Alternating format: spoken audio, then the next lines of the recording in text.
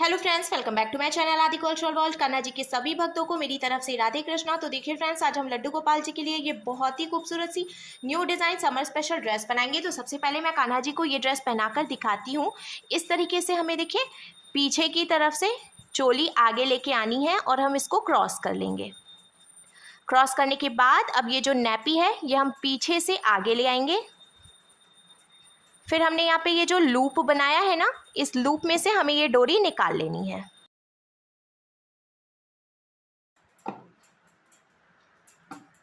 डोरी निकालने के बाद अब इधर की तरफ से भी हमें ऐसे जो डोरी है इसको बांध देना है।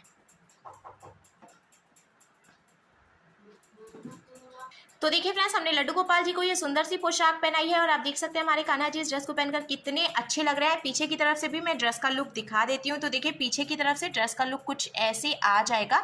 इस ड्रेस को बनाना बहुत आसान है। मैंने एकदम सिंपल तरीके से ये ड्रेस बनाना बताया है, तो प्लीज़ वीडियो को लास्ट तक देखिएगा, जिससे कि आप भी आसानी से ये ड्रेस बनाकर कान्हा जी को पहना सकेंगे। अगर आप ड्रेस से रिलेटेड या फिर वीडियो से रिलेटेड कोई नॉलेज चाहते हैं या फिर कोई क्वेश्चन पूछना चाहते हैं तो मुझे मेरे इंस्टाग्राम पर पूछ सकते हैं। मेरा इंस्टाग्राम हैंडल है आदि कल्चरल वर्ल्ड 268। साथ ही साथ मुझे फॉलो भी करें। तो चलिए फ्रेंड्स, अब हम ये बहुत ही खूबसूरत सी कान्हा जी की new design summer special dress बनाना शुरू करते हैं। इसके पहले अगर आपने अब तक मेरे चैनल को सब्सक्राइब नहीं किया है तो प्लीज़ मेरे चैनल को सब्सक्राइब करिए, साथ ही साथ बेल आइकन भी प्रेस करिए, जिससे मेरे आने वाली वीडियोस की नोटिफिकेशन आपको सबसे पहले मिले।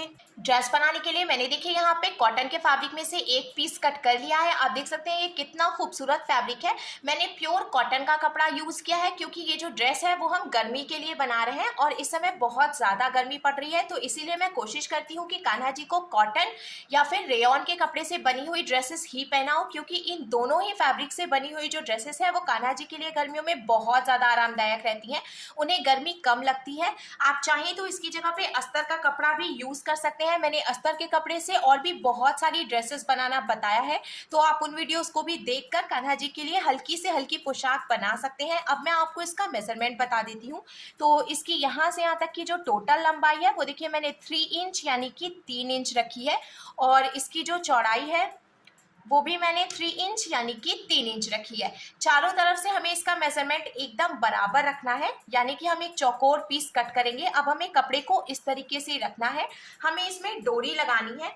तो मैंने यहाँ पे देखिए सिल्वर कलर की रेडीमेड डोरी में से 3 पीसेस कट कर लिए हैं। 2 पीसेस मैंने थोड़े से बड़े कट किए हैं और ये दोनों ही पीसेस एकदम बराबर साइज के हैं। एक पीस मैंने छोटा कट किया है और इसकी जो लंबाई है वो मैंने 1.5 इंच यानी कि 1.5 इंच रखी है। तो अब हमें इसको बीच में से एकदम बराबर करते हुए ऐसे फोल्ड करना है।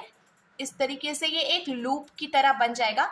अब ये जो फोल्डेड वाली साइड है ना, इसको हमें यहाँ नीचे कॉर्नर पे रखना है और हम इस बात का ध्यान रखेंगे फोल्डेड वाली साइड हमें अंदर की तरफ रखनी है। ये जो ओपन वाली साइड है वो हमने यहाँ किनारे की तरफ रखी है। अब हम अच्छे से 3-4 बार सिलाई लगाकर इसको लॉक कर लेंगे, जिससे कि ये जल्दी खुले नहीं और नैपी खराब ना हो। तो देखिए फ्रेंड्स, हमने सिलाई लगाकर यहाँ पे ये जो लूप बनाया था उसको भी जॉइंट कर लिया है। अब हमें एक पीस लेना है डोरी का और इस तरीके से हम सेंटर में इसको रखेंगे। हमें एक बात का ध्यान रखना है, दोनों ही कॉर्नर से थोड़ी थोड़ी सी डोरी बाहर निकली होनी चाहिए।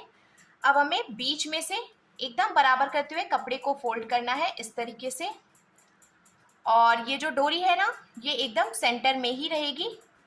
अब सबसे पहले यहाँ पे हम 2-3 बार अच्छे से सिलाई लगाकर डोरी को जॉइंट कर लेंगे। हमें सिर्फ यहीं से डोरी जॉइंट करनी है, इधर की तरफ से नहीं करनी है। तो यहाँ से अच्छे से डोरी जॉइंट करने के बाद फिर हम यहाँ से लेके यहाँ तक सिलाई लगाएंगे। इधर की तरफ किनारे से हमें 1 इंच की जगह खुली छोड़ देनी है, जिससे कि नैपी को हम पलट कर सीधा कर सकें। तो चलिए फ्रेंड्स, मैं यहाँ पे पहले लॉक कर लेती हूँ डोरी को, फिर यहाँ से यहाँ तक भी सिलाई लगाऊंगी।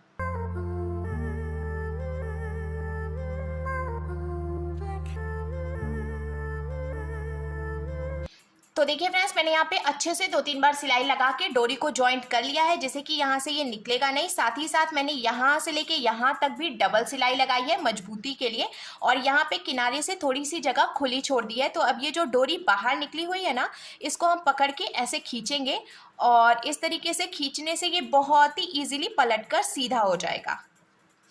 इसको पलटने में बिल्कुल भी प्रॉब्लम नहीं होगी।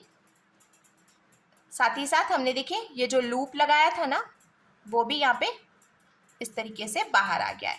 सीधा करने के बाद अब देखिए यहाँ पे ये जो हमने ओपन रखा था इसको भी हम हल्का सा अंदर की तरफ फोल्ड करेंगे, बहुत ज़्यादा फोल्ड नहीं करना है हमें, थोड़ा थोड़ा सा ऐसे अंदर की तरफ इसको मोड़ लेना है किनारे से।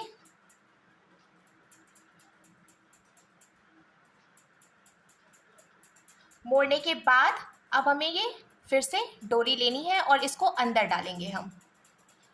अंदर डाल के अब हमें 3-4 बार अच्छे से सिलाई लगाकर ये वाली डोरी भी लॉक कर लेनी है। साथ ही साथ हम यहाँ से यहाँ तक भी एक सिलाई लगा लेंगे।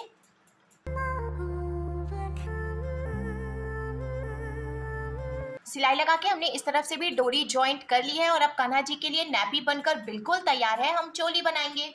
चोली बनाने के लिए भी मैंने देखिए कॉटन के फैब्रिक से एक पीस कट कर लिया है और इसकी यहाँ से यहाँ तक की जो टोटल लंबाई है वो मैंने 6.5 इंच यानी कि 6.5 इंच रखी है और इसकी जो चौड़ाई है वो मैंने 2 इंच यानी कि 2 इंच रखी है। अब हमें इसको पलट कर पीछे की तरफ से रखना है। एक बार हम ऐसे ऊपर से फोल्ड करेंगे, फिर एक बार नीचे से फोल्ड करेंगे। अब हमें सेंटर से भी फोल्ड करना है और हल्का सा एक के ऊपर एक करके रखते हुए सिलाई लगाकर हम ये पट्टी तैयार कर लेंगे। पट्टी तैयार करने के बाद अब हमें इसको बराबर करते हुए ऐसे फोल्ड करना है और यहाँ सेंटर से कट करके 2 पीसेस में हम इसको डिवाइड कर लेंगे। अब देखिए जिधर की तरफ से हमने इस पे सिलाई लगाई थी उसको हमें अंदर की तरफ रखना है दोनों पीसेस में और हल्का सा एक के ऊपर एक करके इस तरीके से हम नीचे से रखेंगे। और अब हमें नैपी ले लेनी है। नैपी में एकदम सेंटर में रखते हुए यहाँ से सिलाई लगाकर हम चोली को नैपी में जॉइंट कर लेंगे।